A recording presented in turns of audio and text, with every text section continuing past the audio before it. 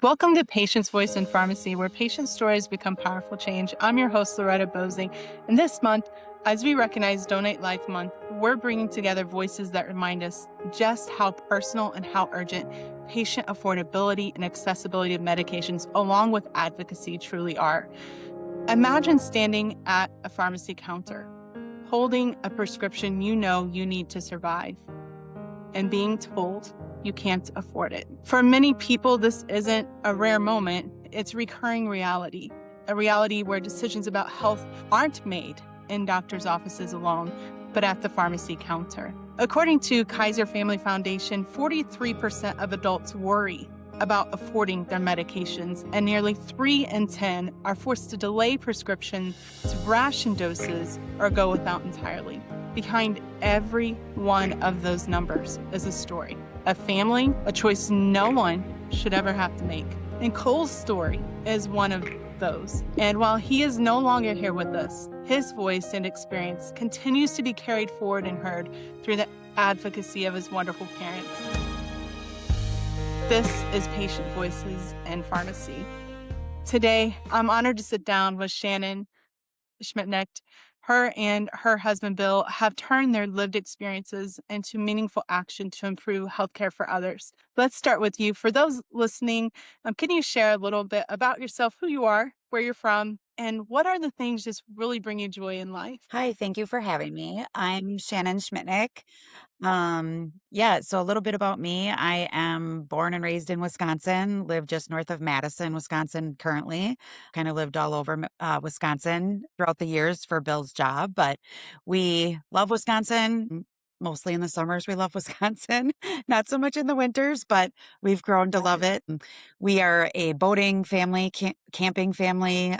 We love our boys. We have 2 boys. Cole was our oldest and Dane is our youngest. I'm a social worker. I've been doing social work for 26 plus years in various forms. What brings me joy is the water. It's funny that I live in Wisconsin and don't only get to enjoy water 3 months out of the year, but anything that is a beach or water, boating, that's really what brings me joy. So when we can't enjoy it here in Wisconsin, I like to travel to where I can find it.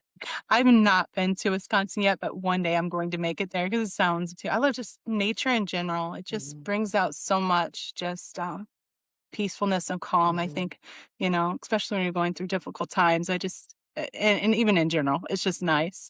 I Agree. first came across your advocacy through your son, Cole. And before we talk everything that happened, I just love for people just to get to know him through you. What was Cole like? Can you share a little bit about his health journey and how his condition was also managed from day to day? Yeah, Cole was our firstborn, and we were super excited to have a boy. I have a sister and a niece before Cole. We kind of started picking up on signs when he would run around. Like I said, he was a go, go, go kid, and he would, kind of get a red face, a high pitched cough when he would run around. And sure enough, about a year and a half old, he was diagnosed with asthma. It didn't slow him down any. We had our trips to the emergency department. We had our trips to urgent care and certain times of the year and whatnot, but luckily it was pretty well managed. He went on to play sports just like any other boy. He went on to do everything any other kid would do. Um, in his preteen age, he got into football pretty heavily, played football through high school, was really good. He was introduced to the medication called Advair, which is a steroid discus medication, probably when he was 10 or 11 years old. And that was really life changing. He was on it. My husband's on it. I'm on it. That's a really, for us, at least for our asthma and Cole's asthma specifically, was really life changing for him. It was, kind of use it once a day. And he was rarely having to use his rescue inhaler, just really able to live a regular, normal, if you will, life. Loved gaming. And I don't know how else to say it. That's an understatement. Cole lived for gaming. It was really hard as a parent to embrace that, but he loved it. Gaming, movies, music, anything till Cole had ADHD. So I think it was like a way for him to kind of escape reality and go into this amazing new world for him. So whether it was through movies or whether it was through his gaming, he he lived for it. And he was very good at that too. He was an all in kid. So he was funny and sarcastic and had an amazing sense of humor and just made us laugh and smile. Sounds like you could talk about him forever. It's beautiful, just beautiful. And my son, he's a gamer too. I didn't know that. Yeah. Oh, yeah, and I know the challenges of being a mother with, the child that loves gaming. It's a tough one. Thank you so much for sharing that. There was a moment you talked about him having his asthma, but there was a moment that changed everything. Can you walk us through that day, whatever you Yeah. at what point did you realize, what was happening, that the access to medication, the cost of medication was really the barrier? Sure. Mid January 2024, Cole was 22. He was living on his own. He was living north of us in Green Bay, Wisconsin, or Appleton, Wisconsin, I should say by then, doing well, working full time. Yeah, just really had found his way in life, to be honest. No concerns, doing great. We had gotten a call from him that he was struggling with his asthma, and kind of to make it a long story short, the next thing we kind of knew, he was in the emergency department. His roommate and best friend had driven him to the emergency department after having a severe asthma attack. Again, like I kind of said earlier, that wasn't completely abnormal. Cole had been in the emergency department throughout his life. It had been a long, long time since that had been the case, but it wasn't completely unheard of. However, shortly after his roommate had said he had taken him to the ER, we received a call from the ER doctor, and that's really when we knew things were not the normal ER trip. The ER doctor said that Cole had arrived to the ER lifeless, pulseless. It was bad. And they performed CPR on him, and he was in the ICU on a ventilator at that point. Obviously, we are about 2 hours from there currently, so we packed bags, I just remember repeating to myself over and over, like, "This cannot be happening, like, an asthma attack, like, what is going on? This cannot be happening." We had just no idea what was going on. We drove. It was January in Wisconsin is the worst time to try to get anywhere fast, but we drove up to Appleton, and um, as unfortunately you know all too well, seeing your child on a ventilator and in such a horrible, vulnerable place is there no one can prepare you for that. His roommate just kept saying he didn't have his Advair, and we were just baffled, like, what? What do you mean? He always had his Advair, and like I said before, he was good. He had his Advair and he was good. We didn't understand, and his roommate, you know, they're 22 years old. His roommate's like, "Well, we went to the pharmacy and it was like $500." And I just got the chills. I'm like, "What? No, that cannot be. He has insurance." Cole worked full time. He had his own insurance. We've never paid more than maybe $65 for Advair. Yeah. I did not understand. So that's really all we knew. It wasn't until much later that we kind of figured more out why that happened with his insurance and everything. But ultimately, he didn't have his Advair. He tried to survive on a rescue inhaler. With anyone that has asthma knows that's not feasible. It'll get you by for a little bit, but eventually the asthma wins. And for Cole, that's what happened. He unfortunately went too long without oxygen. He suffered a cardiac arrest when he had his asthma attack. 6 days later, well, 3 days later, we were told he wouldn't wake up. That what we were seeing on a ventilator was unfortunately all Cole would ever be. We wouldn't ever have him back as we knew him before. Gosh, it's hard to hear. It is. And you're right. Those moments of seeing your child like that, it's so hard. It's I know without a doubt those are the hardest moments that you've ever lived through. There's no other way you could sum that up. And I'm sorry that you have went through that. And I'm so thankful that you're here today to be a voice for him. Thank you for just being so strong. I honestly, I would see you and I would be inspired. And I believe you're just going to inspire so many more. So that's why I'm doing this for. And I just appreciate you so much. This month is Donate Life Month, and I wouldn't be speaking here today if my son did not receive a gift of life from a 2-year-old little girl. And this month, I'm celebrating 14 years of gifted life with my son, and I know how blessed that we are, what a miracle that we've been given. And I'll never forget personally how it felt to hear that my son's life was quickly fading as he too was on a ventilator. And just outside of his room stood a nurse with a clipboard, and she's waiting to tell me that in order for him to survive, he would need a transplant and we would need to get him listed. And as other parents and loved ones were sitting, today in similar hospital rooms, and as I was that day, just hoping and praying for a gift of life, at some point, your beautiful family, in the midst of everything, had to be one of again, one of the hardest days of your life. There was an incredibly passionate decision around organ donation. Can you just walk us through that moment that you realized Cole had registered as an organ donor? Yeah, we had, like I said, about midway, he was in the hospital from the time he went in to the time he passed for 6 days. And it was about halfway through that we were told by the neurologist that there was no brain activity. So we kind of knew at that point that there was no hope. And the nurse practitioner, excuse me, you'll never forget those people, right? And her name was Hope. And I just, yeah, she has a very special place in my heart and always will. But now that I work in healthcare, I know that when patients meet certain markers, as I'm sure you're aware, they start to look at if they're organ donors. And so when Cole had started to meet those markers, unbeknownst to us, the staff is amazing at Theta Care Appleton, shout out. They never let on to us that they were considering this or that there was no more hope, no hope. But they came to us and said, once we knew that he was brain dead and that there was no activity or hope, our nurse practitioner Hope came to us and said, Cole is an organ donor, that he had registered to be an organ donor. And it's like this weird moment of pride and sadness that totally just messes with you a little bit.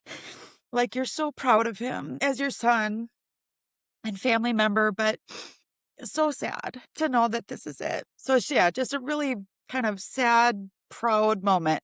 But I remember having a discussion with Hope in the hallway with my sister by my side, kind of telling her, if that is what Cole chose, that is what we do. It was never a question for us. It was never, they were deferring to us for decision making, but it was not a decision. It didn't feel like a decision I was going to make. Cole had made it. And so we honored that. And so then kind of that process started moving forward. Wow. Yeah, and seeing that's the side for me, I can't even imagine. I mean, for us sitting on the side of just waiting, and my son, his life was going quickly. I remember asking the transplant physician, I said, "Are we going to make it?" Because it felt like we were running out of time. And she said, "Loretta, we will never make it if we don't try." And I'm telling you, I apply that to everything that I do.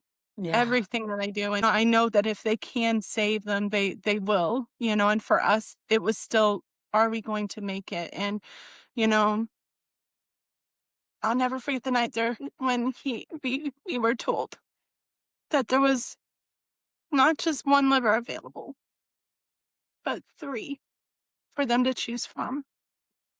And on this side, you're thankful, but then you feel some type of guilt, you feel extreme sadness for the parent on the other side, because you know what that means for them, Yeah. and how you're so thankful.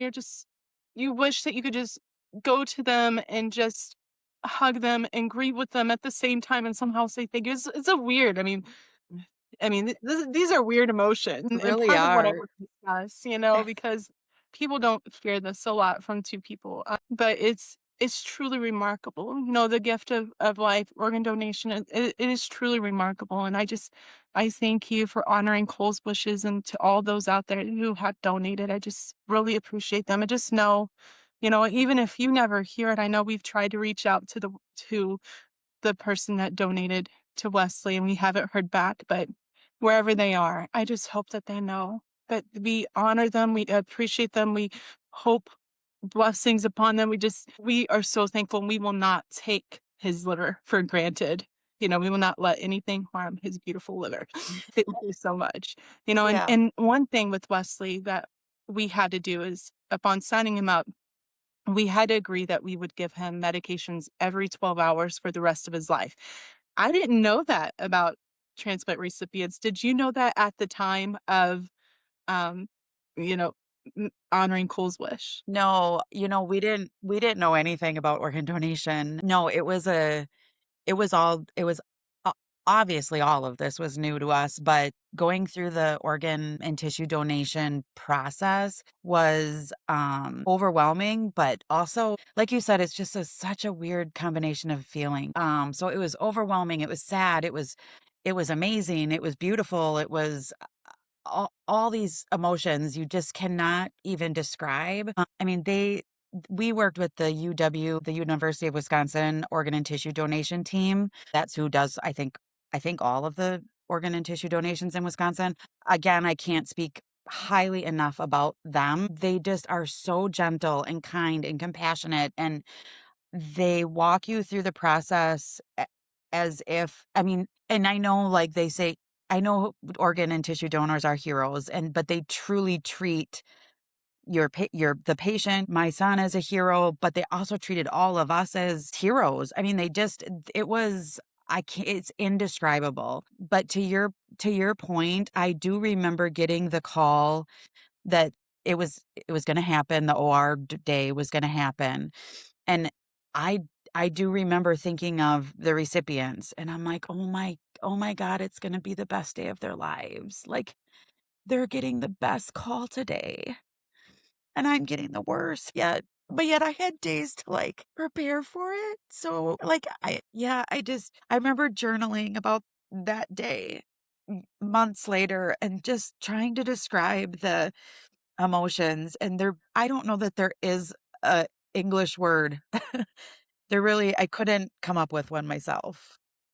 Same from this side. There isn't. I mean, there's nothing. I mean, the thankfulness that you feel is just not. Yeah, you can't describe. There's not a word, Right. and at all. Have you come across either transplant recipients, that maybe have had issues accessing medications? Are there any stories that stick out to you? I know you and your husband both have connected with so many people. Yeah, so we have, unfortunately, similar to what you mentioned, for anyone that kind of knows a little bit about organ donation, the patient has to pass within 2 hours. Once he was extubated, you have to pass within 2 hours to donate your vital organs. He did not pass within 2 hours, which again, a whole nother slew of Yeah, emotions for that. But he is an eye and tissue donation or donator. And then, they consider him a donator in spirit, because he is. the gift was still intended. But I have also reached out to, worked with the Lions Eye Bank, to try to contact his recipients, but I also didn't hear back. But I don't know about you, but it was extremely therapeutic for me to write a letter to his recipients. So it it's interesting because Cole was, honestly, we always, like, he was blind as a bat.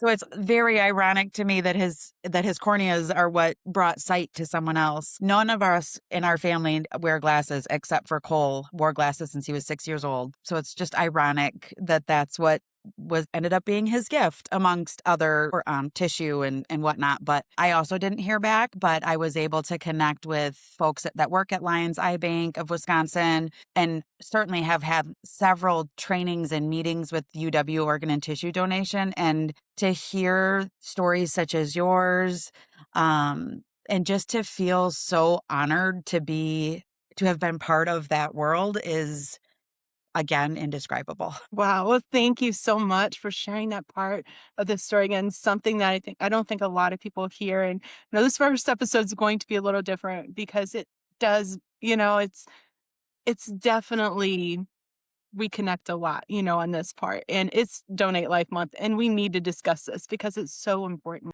for others to hear as well. And I hope that by sharing what you've shared about your experiences, I hope that it inspires others and my story as well. So now where we're at today, we're both advocates to really improve the lives of others by really reforming or attempting to break up the monopolization in healthcare, hold pharmacy benefit managers accountable. And those who may not know what a pharmacy benefit manager is, that we have three big ones. A lot of them know them as CVS Caremark, Optumrx, and Express Scripts. There's some things that they do that we want to see change to. Can you share more about your advocacy work today and just what kind of change you're continuing to push for? So about maybe 3 weeks after Cole had passed, we still kind of all we knew is that he couldn't afford his medicine. We had no idea why, we had no idea, and we're still, just trying to survive the loss of him and all of that. And I went to pick up Bill's prescription of Advair, which is same insurance, same medication, same everything the same. And I got that same note passed to me from the pharmacist, no longer covered by insurance. And I was like, what is going on? So, yeah, long story short, I left there thinking this is what happened to Cole. There was a formulary, non-medical formulary change. Luckily, we used a independent pharmacy who told me, "You're not leaving here with nothing. So just hold on. We're going to make sure you leave here with medication for Bill." Cole unfortunately didn't get that, so here we are. But I remember getting home that day and talking a million miles an hour to Bill, saying, "This is what happened. This is what happened to Cole. Just no one was willing to take the 5 seconds to help him." And we both stood basically where I am right now, talking to you, and we said, this cannot happen to another family. This cannot happen to another patient, to another human being. And that's kind of the turning point that started our advocacy work. Bill is definitely the more vocal of the two of us. Angry Dad WI, in case anyone's interested. He is a go-getter, and he definitely went all in and still goes all in to the best of his ability. But our advocacy has taken us, as you are as well aware, to to Washington, to different summits, to speaking engagements and whatnot, just trying to raise awareness of the PBMs and the power that they have over access to your medications that your doctor prescribes you, which I had never heard of a PBM before. I didn't even know they existed. Throughout Cole's life, throughout my own life with asthma and whatnot, sure, we had gone through what I now know as step therapy, different things that I was like, oh, insurance. We had never known that we had never known. Someone taught us what a pharmacy benefit manager was, and it was like mind blown. And now we're trying to do everything we can to, like you said, try to break up that vertical integration of those systems, because they are making billions while my son couldn't afford a basic daily inhaler, and is no longer here because of it. It's absolutely insane. Oh, we have a couple of things here in Wisconsin. We have Coles Act going, and Patient Protector, and Modern Medical Mafia, and there's all these things going, just trying to make sure that this doesn't happen to another human. Thank you so much. And I'll make sure I put the links to those sites that you're mentioning on the podcast page too. So if anyone wants to go check those out, please do, because I can tell you something that gets overlooked a lot as a patient advocate is I know you are sacrificing, you have another son. Bill, and you sacrifice a lot of time, away from him. I know that you sacrifice a lot of the financial toll as a patient advocate coming out, or a caregiver coming out, it's massive, especially when you're talking about Washington, D.C. and the hard work that you're doing. If someone can help you, I really hope that, we help build Shannon and Bill up, because I know if they can do those things, they're going to be a voice for all of us. And I appreciate the hard work that Bill does. I see him all the time. And anytime I see anything, I'm always trying to like and share. I know my family around and people that follow me close by are just like, oh my gosh, why is Loretta always posting this? But I'm in it for change. I want to see change, and I just want to lift up the voices of people like you all that are just really working hard to change it.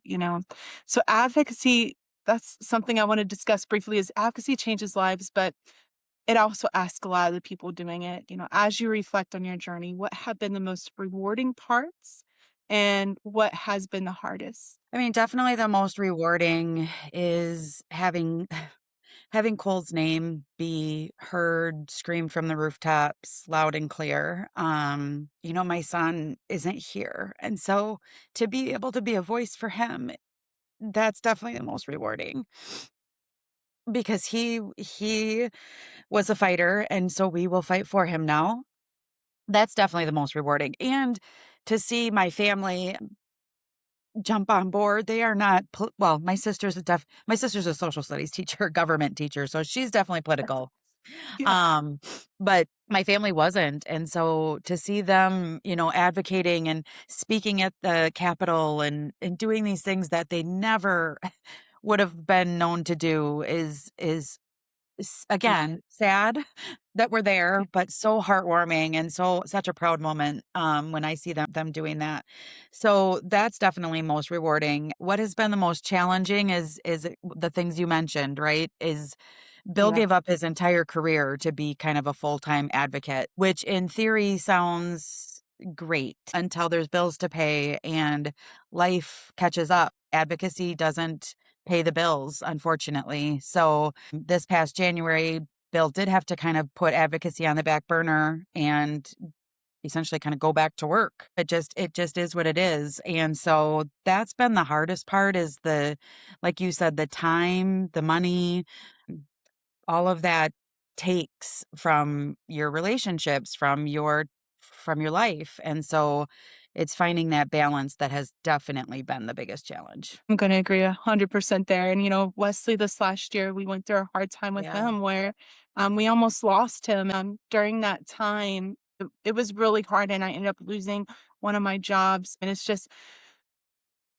advocacy had to get pushed away for a while. He needed me to keep going, as they're going through such hard. It's not easy, living with a chronic condition, helping those, and then after the stories like yours, going through that and finding the strength to still continue and most importantly, the balance. And when things happen in life and you realize, oh, I kind of went too far in and got to find this balance, it'll happen. And there's no doubt in my mind that you are going to continue to be such a loud voice for people like my son, for your son.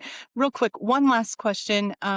Today, if Cole were here today, what do you think he would want you and all of us to do? I think in regards to this, he would want us to fight. He would want us to do what's right. Cole was a fighter. He didn't always go about things the right way, but he definitely was a fighter. He would stand up for the little guy. He did not he would never tolerate this. He would be like, "Are you kidding me?" I can just hear his voice like this is about money. Like he would not stand for this. And Cole loved money. Yeah. I mean, what 22-year-old wasn't trying to be a YouTube star? Like but he would not stand for this. He would just be just on awe, not in a good way. But also, talking about that balance of advocacy and living, Cole also would say live, live. He was a guy who struggled for a long time to find his own happiness, and he had finally found it. So he definitely was, he would say live, like, don't forget to also live and enjoy life and find your happiness. Amen. I love that's beautiful. It's so important because when you are a helper and you're a giver, you will give and you will give every ounce of you and you will forget to take those moments to breathe and to rest. And it's so important and to go do the things that make your life so special and worth living, just to really embrace those moments. All right. This is truly the last question. For those listening who feel moved by your story, what can they do today to help? Well, since it is Donate Life Month, I do wanna just put a plug in for that. Please go to donatelife.org, become a registered organ donor. You can do it in so many different ways. Here in Wisconsin, we're big fishing and hunting people. So you can do it through when you get your fishing and hunting license on your driver's license, but also you can just go online and do it, Google it, whatever you need to do. One thing I've loved is Dane, our youngest son, and all of his friends wear the Donate Life bracelets now. It's just more awareness. Just be aware. Tell your family and loved ones what you want. If you are ever in a position where you cannot voice your your own healthcare decisions. Make sure your family and loved ones know what you want so that they know what decisions to make on your behalf in those situations. Thankfully, Cole did that for us, which I'm so thankful for because I don't know that I would have wanted to make those decisions without him. So that's a plug for that, for Donate Life Month. But in regards to advocacy, the biggest thing is be informed. Like I said, I had never even heard of a PBM before anything happened to Cole. And so felt really naive. And I'm a professional, I'm educated, and I had never even knew these people existed to the extent that they do, I should say. So really get informed and then take action. So you call your legislators, you get involved, you let your voices be heard, because that's how we make change. These are multi-billion dollar corporations. So we are not going to beat them with finances. We have to beat them with our voices. Yes, voices and heart all the way. And we need it both at the state and federal level, right? Would you say advocate at Absolutely. both? Find out what's going on in your state. Join, a lot of the state pharmacy associations are trying to get legislation passed through. Join them if you can, if possible. The same federally, there's a lot going on there. Pharmacists Fight Back Act, is great. So thank you so much again for joining us today, Shannon. I appreciate it. And thank you for all of us who are listening on Patients' Voices in Pharmacy. I want to thank again Bill and Shannon for sharing their story, their strength, and their commitment to making medications more affordable and accessible for everyone. As we reflect during Donate Life Month, just like Shannon just did, I'm going to encourage everyone again to just please take a moment. Promise yourself today that you're going to have the conversation with your family and ask the questions and just consider right now, as you've heard our stories, the impact that one decision can make. And to those who say yes to organ donation, and as a mother of a recipient, I can't tell you just how thankful I am to be able to watch my son grow up, thanks to someone who just gave such a beautiful gift. The milestones, birthdays, were so blessed. And we're so thankful for people like Cole, Shannon, Bill, who not only choose to give that gift of life, but also who say, we will not let what happened to our son happen to another without a fight. I thank God for all of you and I just hope for strength and just blessings for every day and all that you do. You and your family are some of the most remarkable that I've met on this journey. If today's episode resonated with any of you, please share it with someone that you care about. These stories matter, and the more we amplify them, the more we can create change. If you feel a call to support this work and want to help us continue sharing patient and caregiver voices, you can make a donation at patientvoicesinpharmacy.com. Also support Bill and Shannon and their advocacy work. I will put links to their sites with the description in the podcast. So if you ever have felt unheard in your healthcare journey, know this, your voice matters here. Because at the heart of everything we do is this belief. When patients are finally heard, the system will be changed. Until next time, I'm Loretta Bosing, reminding you that your story has the power to make a difference. Thank you.